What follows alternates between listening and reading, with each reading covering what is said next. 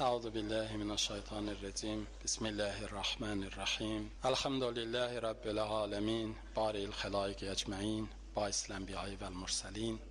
Ve salatu ve selam ala seyyidina ve nebiyyina ve tabibi kulubina ve şefii zunubina Ebu'l Qasim Muhammed.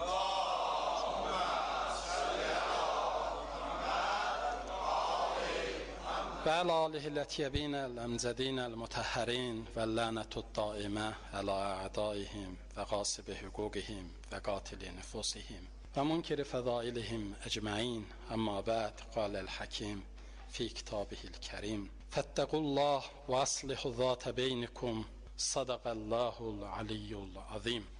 Amma ba'd, usikum ibadallah ve nefsi bitegvallah.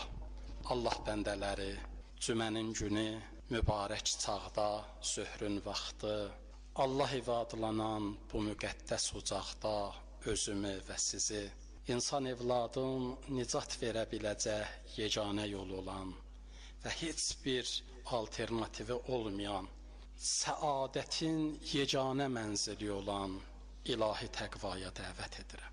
Və mütəal Allahdan istəyirəm, Allah yolunun yolçusu, doğru bəndəsi olmaqlıqda cümləmizə yardımcı ola. Huzurunuzda oxuduğum ayə-i kərimə Ənfal surəsinin 1-ci ayəsindən bir hissədən ibarət idi. Mütəal Allah orada bəndələrinə belə bir söz buyurur. Fəttəqullah, Allahdan qorxun və əslihu zətə beynikum və aralarınızı düzəldin. Məqsəd nizadan, düşmənçilikdən, yamanlıqdan, insanların arasında səfanın, səmimiyyətin, sülhün, məhəbbətin bərqərar olmasından gedir. Sözü gedən ayə düzdür, müharibədə nazil oldu o surətdə ki, Peyğəmbər döyüşdən sonra qənimətlərin bölgüsü barəsində bəzi sözlər danışmışdı. Ondan sonra müsəlmanların arasında ixtilaf düşdü. Peyğəmbər məsələni həll etdiyi surətdə bu ayə nazil oldu. Ayənin əvvəli Ənfalın hara aid olduğundan danışır, axırı da başqa mətləbdir. Ortasında mütəal Allah bəndələrinə bu göstərişi verir ki, huzurunuzda oxuduğum. Allah buyurur, vəttəqullah, Allahdan qorxun və öz aralarınızı düzəldin. Düzdür, şənünüz olur aiddir, amma hamımız bildiyiniz kimi Quran ayələrinin şənünüzuldan məqsəd nazil olma səbəbi. Nazil olma səbəbi də müəyyən bir səbəb olsa, deyilən sözlər, verilən mesajlar, tapşırılan tapşırıqlar yalnız və yalnız o zamana, o məkana və o insanlara aiddir. Qiyamətə qədər gələcək hər bir insana aiddir. Allah deyir, möminlər, müsəlmanlar, aranızı düzəldiniz. Aranızda olan ixtilafı, aranızda olan nizağı, aranızda olan yamançılıqları, düşmənçilikləri aradan götürün. İslami maarifçiliyimizdə bizim Peyğəmbərlərimiz və imamlarımız bu məsələnin üstündə çox diqqət ediblər. Və möminlərin arasında olan küçülülüyü, yamanlıq daima imam Peyğəmbərlər tərəfindən pislənilib.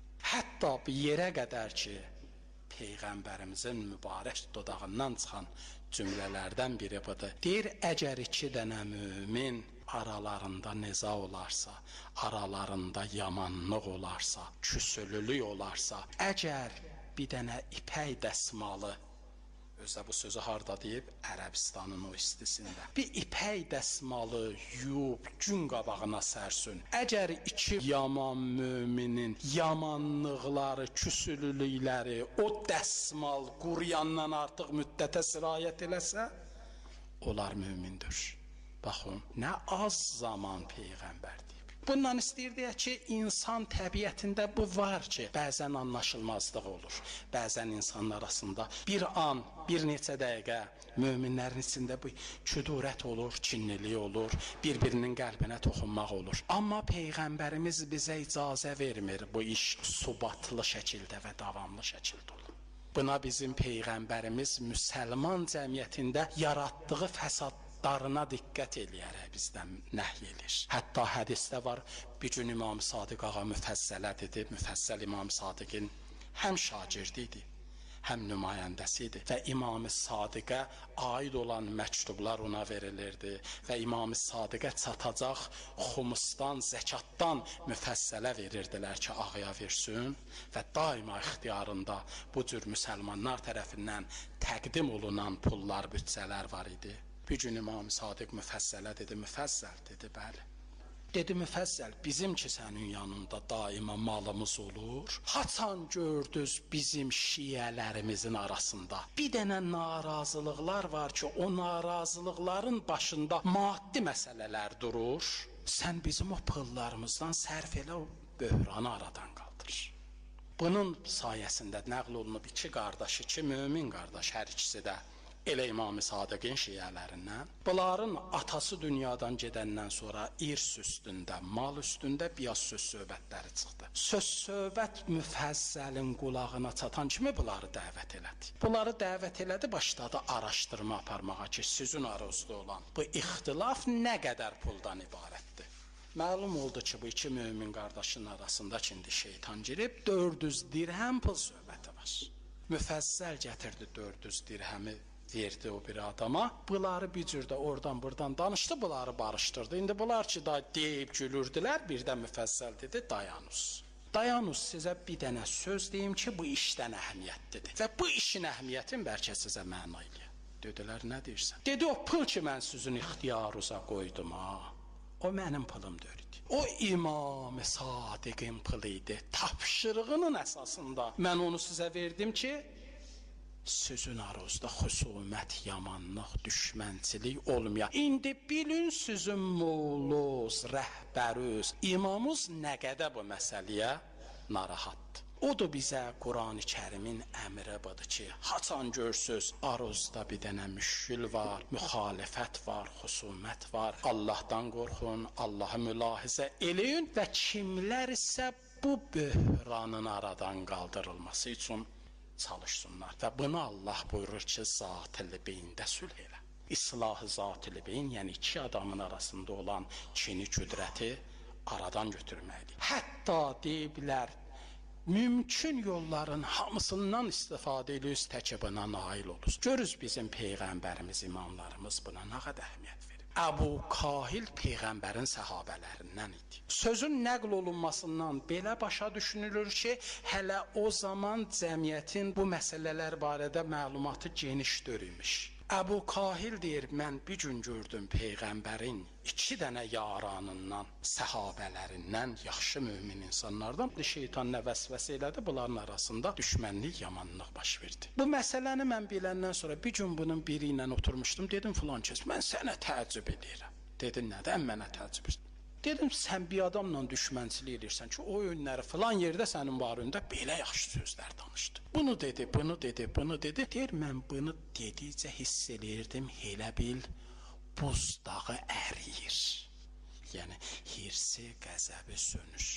Ondan deyir, bir iki gün sonra özümü çatdırdım o birsinə. Dedim, filan kəs, dedi, bəli. Dedim, eşitmişəm filan kəslə aranızda ixtilaf var, müşkül var. Düzdür? Dedi, bəli, düzdür. Dedim, inana bilmirəm. Dedim, niyə inana bilmirsən? Dedim, önləri biz filan yerdə idik, sənin haqqında belə sözlər deyirdi. Onda ki, eşitdim sizin aranızda müşkül var, inanmadım arasında problem olan adam. Bir adamın düşmənçiliyi elədiyi adamın haqqında bu sözləri deyir. Deyir, mən bunu dedikcə bu elə bil yumuşaldı. Neçə gündən sonra eşitdim bunlar hardasa rastlaşıblar, ikisi də salam verib bir-birinə, ondan sonra halallıq alıblar, barışıblar, iş bitib. Deyir, mən bunu eşidəndən sonra həm sevindim, həm nigaran oldum. Sevindim ona görə ki, arzum bu idi. Sevindim ona görə ki, niyyətim bu idi ki, bunlar barışsınlar.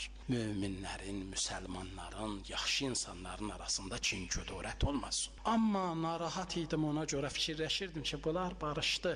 Amma ortada yalan danışmaq mənə qaldı. Mən yalan danışdım. Bu yalanıma görə səhər mən Allah qabağında cavab verəcəm. Bu ki, dedim, görünür elə məlumatı bu barədə tam dörüymüş. Deyir, fikirləşdim, mən Allaha cavab verəcəm. Hey, buna nigaran idim. Bir qədri nigaran oldum o danışdığım yalanlara, özümə qapandım. Bir gün dedim, durum gedim Peyğəmbərin namazına.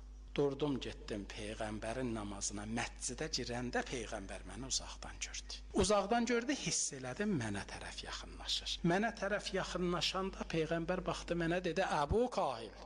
Dedim, bəli. Baxdı, dayandı. Mən də baxdım buna, güldü. Güləndən sonra dedi, sən barışdırmağımda ol. Bildim ki, Peyğəmbər mənim bu əməlimi ki, Allah bilir və Peyğəmbər bilir. Niyyətim xalis idi, məqsədim müsəlmanları barışdırmağa idi. Peyğəmbər bilib və bəyənib. Bir gün Əli ibn Əbi Talib o gün ki, can verirdi. O böyük insan, o göylər oğlu, o Allah Peyğəmbərinin məktəbinin ən ali məzunu, ondakı can verirdi. İmam Həsən o İmam Hüseyin ətrafında idi. Onların üzünə baxıb dediyi cümlələrdən biri bundan ibarət idi. Buyurdu, inni səmi'tu cəddəkuma Rəsulullah yəqul. Dedi, mən eşitdim, siz iki nəfərin baboz Allah Rəsulu belə deyirdi. İslahu zatül beyn, əfsəl min hammətis salatı və siyam. İki dənə küsülü müminin arasında sülh yaratmaqlıq, onları barışdırmaqlıq, bütün müstəhəbbi oruçlardan və bütün müstəhəbbi namazlardan daha fəzilətlidir. Bir gün Allah Rəsulü Əbu Əyyub Ənsariyə dedi, Əbu Əyyub Ənsari, dedi, bəli, səni bir dənə əməllə tanış edeyim ki, Allahın da ondan xoşu gəlir, Peyğəmbərinin də. Dedi, ya Resulallah, tanış elə. Dedi, Əbu Əyyub Ənsari, haçan gördün cəmiyyətin arasında neza var, qalmaqal var, savaş var, döyüş var, küdurət var, yamanlıq var. Sən bu gedişatı çək sülhə, barışdır onları. Və elədiyin bu addım bir addımdır. Allahın da ondan xoşu gəlir, Peyğəmbərinin də ondan xoşu gəlir. Bir gün Əli ibn Əbi Talib danışığında cəmaat özünü tutdu, bu sözü dedi. Dedi, cəmaat, siz malın zəkatını eşidibsiz, canın da zəkatını eşidibsiz. O da budur ki, Ramazan bayramında insanlar canlarının zəkatını verirlər, biz ona fitriyə deyirik. Gəlin sizi bir dənə təzə zəkatın haqqında, bilmədiyiniz bir zəkatdan deyim. Dedilər, ya o hansı zəkat? Dedi, o abruzun, hörmətüzün, nüfusuzun, heysiyyətüzün, ictimai hörmətüzün zəkatıdır. Dedilər, ya onu necə verək? Dedi, onu verməyin yolu budur. Haçan görsüz, möminlər, müsəlmanların arasında niza var, düşmənçilik var, yamanlıq var. Siz o iki nəfərin, o cəmiyyətin sizə olan hörmətindən istifadə edirsiniz, onları barışdırırsınız. Bu da olar sizin hörmətüzün, ictimai şəxsiyyətüzün zəkatı. İslamın bizə tapşırıqları budur. Hər vaxt görsüz qalmaqal var, hər vaxt görsüz yamanlıq var. O böhran gərginləşməmiş, çətinləşməmiş onu aradan qaldırır. Fərqi yoxdur, bu dostun barəsində ola, yoldaşın barəsində ola, ya hətta ailə tərkibində olmuş ola. Qurani Kərimdə ailə tərkibi yamanlıqların, ailə tərkibi ixtilafların, özəlliklə qadınla kişinin, məxsusən bu hadisələr gənc ailələrdə baş verir. Gənc ailələrin içində qadın-kişi ixtilafının həllin Qurani Kərim Nisa surəsinin 35-ci ayəsində bizə belə məna eləyib. Buyurur, və in xiftum şiqaqə beynihima fəbətu həkəmən min əhlihi və həkəmən min əhliha. Haçan gördüz ailə tərkibində ərlə arvadın arasında bir ixtilafdan, ayrılıqdan qorxsuz, şiqaq, necə biz dilimizdə deyirik, məsələn,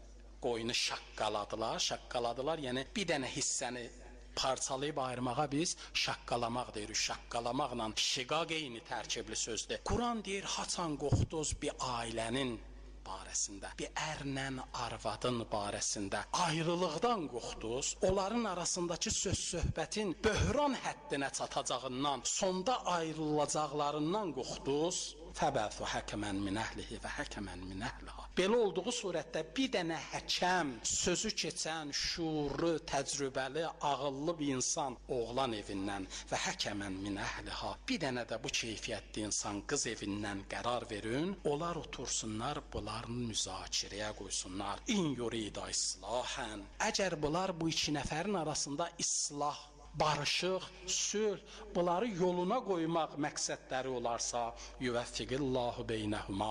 Allah da bunları onların ikisinin barəsində atdıqları addımda müvəffəq eləyər, nailiyyətə çaçarlar. İnnəllaha kana əlimən xəbira.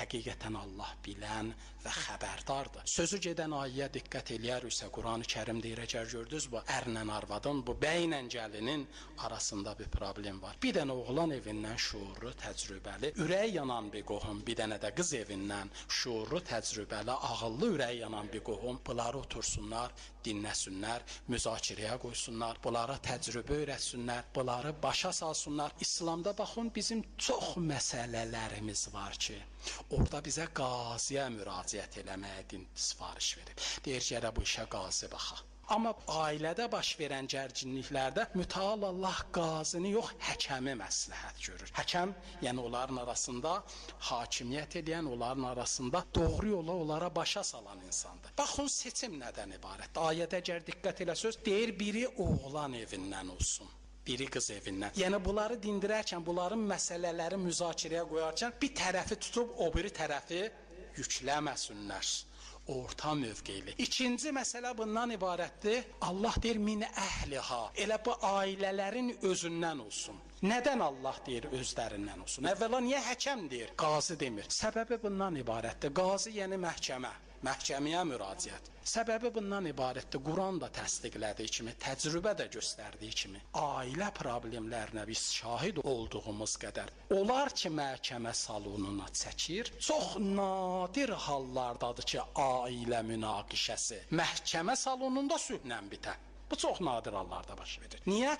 Çünki yadların önündə bir-birini mühakimə eləmə dərinləşdikcə, ailə ocağına qayıdış çətinləşir. Ona görə Quran-ı Kərim mütəal Allah qaziyə yox, həkəmə müraciət eləmək. İkinci, dediyimiz kimi deyir, min əhlihi və min əhliha. Oğlanın əhlindən və qızın əhlindən, əhl yəni ailəsindən, onlara yaxın olanından. Bundan məqsəd nədir? Təbii ki, əgər bunların arasında münaqişə varsa, bu münaqişə çatışmamazlığın əxlaqi normalara, etik qaydalara əməl eləməməkdən başlanan münaqişələrdir. Hər halda bunların eyblərindən doğur. Üstünlüklərindən münaqişə doğmayır. Ya hər iki tərəfin eybindən, ya bir tərəfin eybindən münaqişə baş verir. Və bu eybləri İslam onların sirri kimi nəzərdə tutub, deyir ki, bunların əhlindən olan insanların arasında danışıq geçsin. Bir növ bunların nöqsanlarının, sirrlərinin açılmaması məqsədi ilə. Üçüncü dəlili ki, niyə əhlindən, ailəsindən bu insanları nəzərdə tutur? Bundan ibarətdir ki, mütəal Allah istəmir ailə daxili münaqişələr ictimailəşə. Çün ictimailəşmiş, bugün şəhrin, kəndin, qonşuların gündəmində olan məsələ, hətta barışıqla da bitsə məhkəmə salonunda insanların zehnindən bitməyəcək. Mütəal Allah istəyir buna ailə daxili həll eləyək ki, məsələ, bu problem, bunların arasında gərginlik ictimailəşməyə. Alimlər deyirlər, nadir ailələr olur ki, birinci 10 illiklərində problemlər olmuyor. Hər bir ailədə bəzi istisnalar olmaqla birinci 10 illikdə problem yaşanır. Quran-ı Kərim deyir, problemi böyütmüyüz, başına ip salmıyız, mehriban şəraitdə ictimailəşdirməyüz də düşüncəli, şuurlu, ağıllı, təqvalı həkəmlər otursun və bu məsələni həll eləsin. Sonda isə Allah gözəl bir dənə nöqtəyə bir daha işarə edir. O da budur. Buyurur, in yurida islahən yuvəffiqillahu beynəhuma. Əgər bu iki nəfər doğrudan islah iradəli, islah məqsədli, pak niyyətli, bu ailənin yaşamına qərarlı olan insanlar olarsa, elə Allah bunların istəyin, məqsədlərin nailiyyətlə sonlandırar və sülh, səmimiyyət, mehribançılıq hakim olar. Bir daha Quran-ı Kərimin Ənfal surəsinin 1-ci ayəsi ki buyurdu, Allahdan qorxuz, aralarınızda olan gərginlikləri, küsülülükləri, yamanlıqları, düşmənçilikləri islah eləyir. Bir dənə mehriban cəmiyyətə təbdil olur. Çünki mehriban bir cəmiyyət mütəal Allahın iradə elədiyi bir cəmiyyətdir. Məxsusən möminlərin arasında Allah and verirəm əzəmətinə, böyüklüyünə, günbəgün bizləri bir-birimizə rauf və mehriban eləsin. Aramızda olan küni, küdurəti, düşmənçilikləri, yamanlıqları bərtərəf eləsin. Bizi özünə layiq, Allahdan qorxan bəndə qərar versin. Bismillahirrahmanirrahim. Qul huvəllahu əhəd, Allahus səməd, ləm yəlid və ləm yulad və ləm yekun lehu kufuven əhəd. Sadaqallahu l-əzim.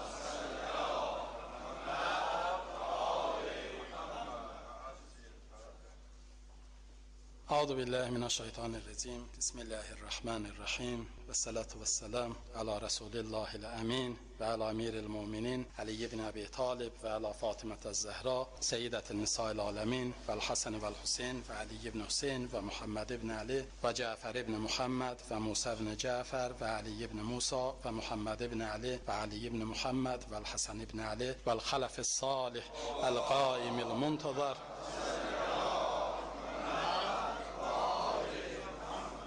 روحي وأرواح العالمين لتراب مقدمه الفداء. أما بعد، قال الله الحكيم في كتابه الكريم إن الله لا يغير ما بقوم حتى يغيروا ما بأنفسهم. صدق الله العلي العظيم. أما بعد، أوصيكم عباد الله و nefsi بتقوى الله. Allah bəndələri, mömin qardaşlar, möminə bacılar, daha bir dəfə özümü və sizi ilahi təqvaya dəvət edirəm. İlahi təqva, mütəal Allahın vacib buyurduqlarını yerinə yetirmək, haram dediklərindən çəkinmək, eşqə, məhəbbətə layiq olan pərverdigarımızı sevməkdən ibarətdir. Hamımız bildiyiniz kimi, artıq həcc əyyamı başlayıb, Allah bəndələri mütəal Allahın əmrinə tabi olmaq məqsədi ilə dünyanın hər bir yerindən müsəlmanlar mütəal Allahın çağırışına ləbbeş deyərək o müqəddəs ocağa yerləşiblər, ora yığışıblar, kimisi gedib, kimisi getməkdədir. Allahdan istəyirik, cəmi həccə züvvar olanların ziyarətin qəbul eləsin, cümləsinin sağ-salamat qayıtmasına yardımcı olsun və bu cəmə bizlərə və yer kürəsində həccin, ətəbatın, məşhədin, ziyarətinin arzusunda olanlara bu ziyarəti nəsib eləsin. Əzizlər, insan cəmiyyətində heç vaxt subat, yəni sabitlik baş vermir. Həm insanın fərdi həyatında bu cürdür, həm cəmiyyətlərin həyatında bu cürdür. İnsan əgər özü üzərində bunu təcrübə eləyərsə, baxsın görsün, ola bilmir ki, olduğu halda heç bir təsir olmadan qala. Bu cürdür. Ya insan dayanmadan geriyə gedəcək, ya önə gedəcək. Yəni, insan sabit vəziyyətdə qalmır. Eynən cəmiyyətlər də bu cürdür. Əgər bir cəmiyyət gəlib insaniyyətin 50-ci pilləsindən çatıbsa, əli onun təlimindən, təlimatından özləri ya kimsələr o təlimatdan əllərini götürsələr, elə onlar olduğu kimi dayanacaqlar, 50-ci pillədə qalacaqlar. Əsla belə deyil. Həmin bu cəmiyyət ki, bu günləri 50-ci pilləyə çatmağa nail olub, əgər tərbiyə amilləri onların üzərindən götürülərsə, sabah o cəmiyyəti 49-cu pillədə görəcəksiniz. Bir gün 48-də, eləcə də yavaş-yavaş ifsada doğru gedəcəkdir. Əksi də bu cürdür. Bir cəmiyyət ki, dünənə qədər üzərində çalışıb, bu gün gəlib 50-ci pillədədir. Əgər o cəmiyyətin özü ya üzərində çalışan təsir edici amillər bunların üstündə işləməyə davam edərsə, yenə onlar 50-də qalmayacaqlar inşallah. Sabah 51-də, bir gün 52, insanın insaniyyət və ləyaqət pillələrin daima addımlayıb təkamülə tərəf gedəcəklər. Cəmiyyətlər Ya ifsad, ya islah halındadır. İfsad, yəni fasid olma. Necə süd qalır, xarab olur. Necə yeyinti, ərzaq məhsulları qalır, xarab olur, ona deyirlər ifsad. Eləcə də cəmiyyətlər xarablaşa bilirlər. Buna deyirlər ifsad. Qarşı tərəfi islahdır.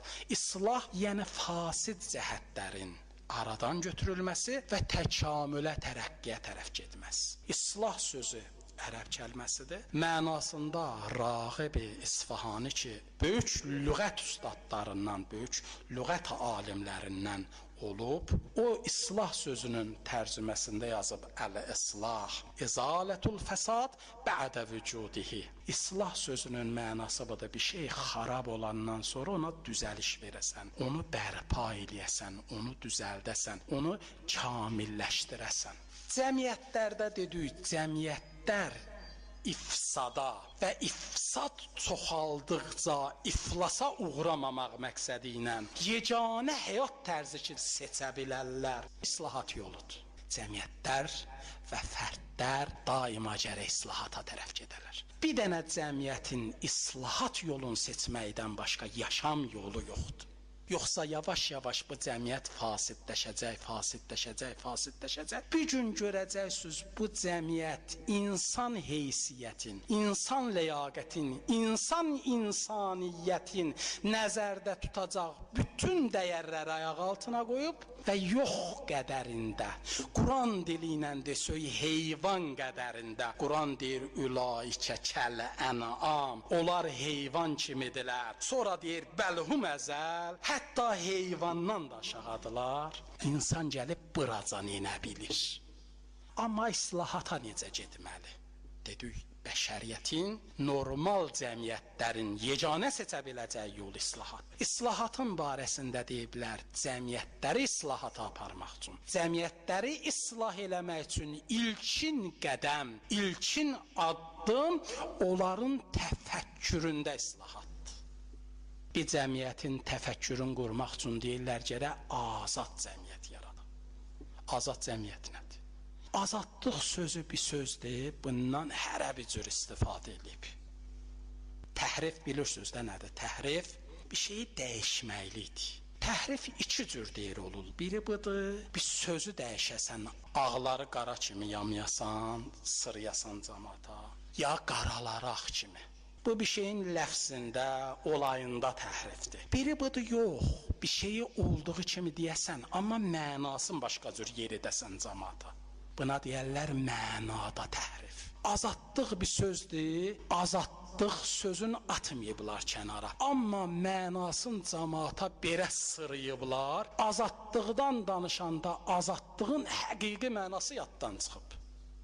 Cəmaat elə bilir azadlıq budur, adam həbsdə olmaya, əsarətdə olmaya, plendə olmaya azaddır. Bu oldu bədən azadlığı. Ya azadlıq bunadır, heç kimi qəbul eləməyəsən, heç kimin sözünə əhəmiyyət verməyəsən, belə başa düşüblər. Ya elə biliblər azadlıq budur, lütüryan gəzəsən, deyəsən, mən çadranın əsarətində döyürəm, hicabın əsarətində döyürəm. Azadlıq bir şeydir, azadlığın o qədər mənasında dəyişiklik elədilər, mənasında təhrif elədilər. Cəmaat azadlıq deyərkən əsl həqiqətdə nəzərdə tutduğu mənalar hamısı bir növ əsarətdir.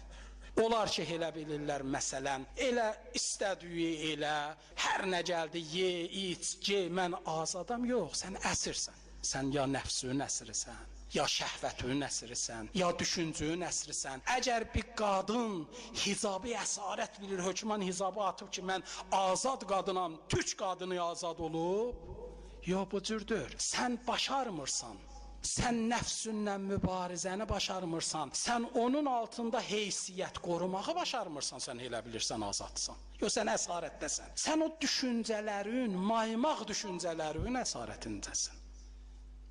Amma azadlıq nədir? Azadlığa ərəbcə deyərlər hürriyyət. Bilirsiniz də, hür sözünün mənası azaddır. İmam Hüseyin ağa, baxın, azadlığı necə dedi, kimə dedi? Bir gün var idi, Hürr ibn Yezid Riyahi bir dənə ordunun rəhbəri idi. Düz. bir dənə ordunun rəhbəri idi, gəldi Hüseyn ibn Əli ilə danışanda əleyhissalam. Hüseyn ibn Əli ona dedi, səkələt qummuş. Anın matəmində otursun. O gün o adam Hüseyn ibn Əlinin gözündə əsir bir adam idi. Hardan bildik bunu? İndi bir cümlə deyəcəm, oradan biləcəksiniz. O orada ordu rəhbəri idi. Bəlkə də çoxlar onun vəzifəsinə qibtə eləyirdi. Kimlərsə ona aşağıdan yuxarı baxırdı ki, bu boyda ordunun rəhbəridir. Yağlı yeyir, zireh geyir, yaxşı evlərdə yaşayır, yaxşı miniklər minir. Hürr ibn Yəzidir, ordu rəhbəri. Amma bir gün oldu, bu Hürr ibn Yəzid Riyahi Aşuranın günü, hamınız bilirsiniz. Bu mindi atına, çəkmələrin çıxartdı, qum doldurdu onun içinə, astı boynundan başı aşağı. Gəldi Hüseyn ibn Əlinin qabağında xəcalətlə belə dayandı. Düz. O gün ki, o an ki o gəlmişdi, bilirsiniz, nələrdən vaz keçib gəlmişdi, nələrə tüpürüb gəlmişdi. Hakimiyyətdəki olduğu böyük kürsüsünə tüpürüb gəlmişdi. Orduda olduğu rəhbərliyinə tüpürüb gəlmişdi. O, insanların neçə min adamın başında əmr verməliyə tüpürüb gəlmişdi. Zirehin əynindən çıxardıb, ayağındakın başından asıb gəlmişdi. Onda Hüseyn ibn Əli ona baxıb bu cümləni dedi. Dedi, əntə xurrun kəma səmmətkə ummuk. Sən azadsan, elə anon adlandırdığı kimi. Onun öz adı azad idi də, bizim necə dilimizdə var, azad adı qoyurlar. İmam Hüseyn ağa ona çox lətif dedi, əntə hurrun kəma səmmətkə ummuk. Sən azadsan, elə anon adlandırdığı kimi. Azadlıq bunda deyir insan şəhvət əsarətində ola. Azadlıq bundadır insan insana layiq insani ləyaqətlərin qoruya. Yoxsa mənə sırrı ki, hicab geyməlik, köləlikdir, əsarətdir, nə bilim nədir. Sonra gəl bu millətin hamısının başını apar. Bugün filan kəslərin günüdür, gəlin aparın, nəsilləmə əyin başın heykəllərin qabağında. Sonra deyin, bu ölkənin bu azad insanları. Mənə denən sən əsarətdəsən, sən məsciddəsən, sən hicabdasan. Yox, birinci hürriyyət insanların beynində, təfəkküründədir. İqtisadında azad insan bilirsiniz hansı insanda. Baxın, mən bu sözü qabaqda demişəm. İnsanın çörək yeməyinin bir dənə qanununu Allah belə yazıb. Yazıb, hətta o gün ki Adəmi çıxartdılar, nə dedilər? Dedilər, Adəm, gedərsən, alın tərindən çörək yeyərsən, düz. Bu sözü dedilər. Baxın, cəmiyyətlərə, çox cəmiyyətlər var, orada alın təriyi verib çörək yemək qeyri-mümkündür. Gərək heysiyyətindən verəsən, gərək mənniyindən verəsən, gərək əqidündən verəsən, gərək gedəsən heykəllərin qabağında 2 qat olasan, ruqya gedəsən, səcdiyə gedəsən, çörək yeyəsən, yağlı yeyəsən, sonra da oturasan televizorda, özü azad hesablayasan, məni əsir. Musa-i Kəlim, o Fironun qabağındakı olan o kölə cəmaatı, elə ki köləlikdən ayırdı, gətirdi bir yerə. Bir yerdə bunlar Musaya bir dəfə etiraz elədilər. Dedilər nə? Dedilər biz orada var idik, paxlamız var idi, soğanımız var idi, filan şey saydılar bu tərəvəzləri, zatları. Bir sözlə. Quran onları bir dənə sahibi, indi da mən sözü böyüdümürəm. Bir sözlə istədilər, dedilər, əşib, boynumuz əyilmişdi, belimiz sınmışdı, qarnımız ki tox idi. Baxın, Quran-ı Kərim bu düşüncəni kölə ruhu, bu düşüncəni azad olmayan cəmiyyət, bir dənə kölə cəmiyyət kimi bizə təqdim edir. O da insanlar daima ifsada düçar olmamaq üçün yeganə yolları islahdır. İslahın yeganə rüknü azadlıqdır, təfəkküründə azadlıq, düşüncündə azadlıq. Amma indi birdən insanlar bunu düşündü ki, mənliyində, şərəfində, insan ləyaqətində azadlıq var. Peyğəmbərlərin mexanizmi bilirsiniz niyə işləmir?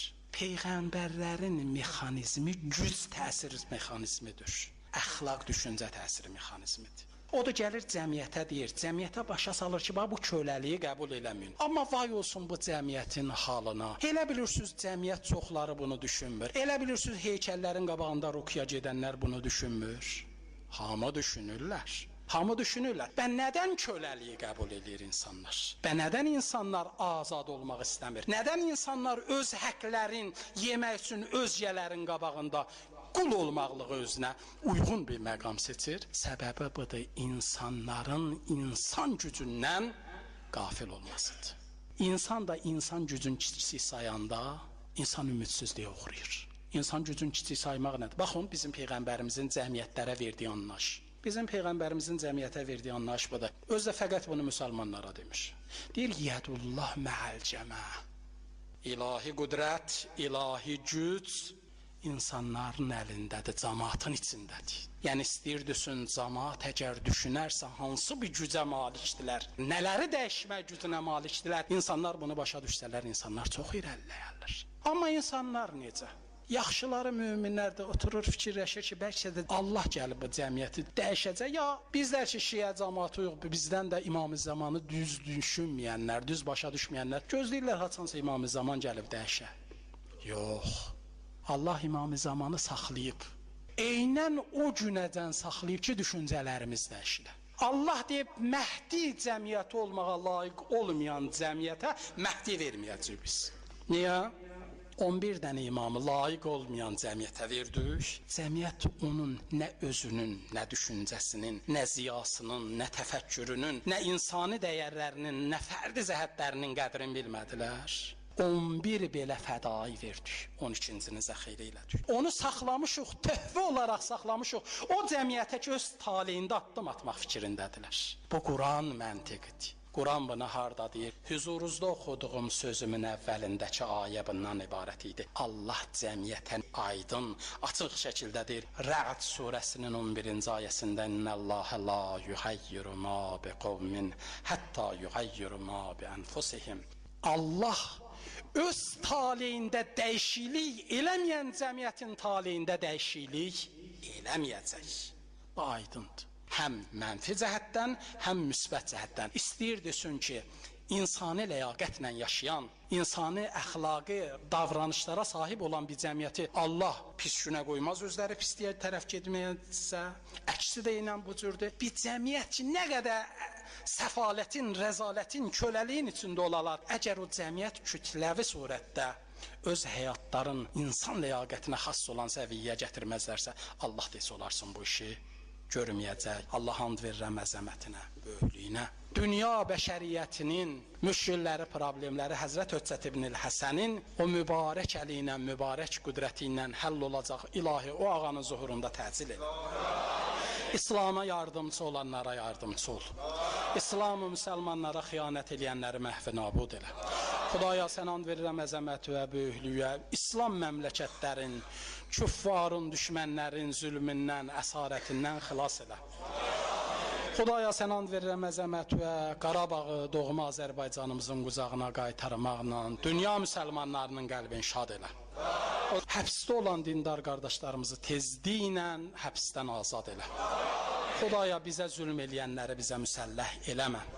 Xudaya bütün bəşəriyyəti, o cümlədən bizim Azərbaycanımızın xalqın rifaha, səadətə çatdırcına.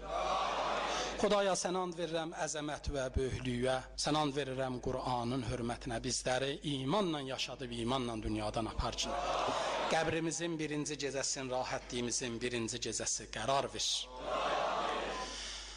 Euzu billahi mineşşeytanirracim. Bismillahirrahmanirrahim. İnna ataynakal kavser fesalli li rabbika vanhar inna şaniyaka huvel abtar. Sadaqallahul aliyyul azim. Vesselamu aleyküm ve rahmetullah ve berekatuhu.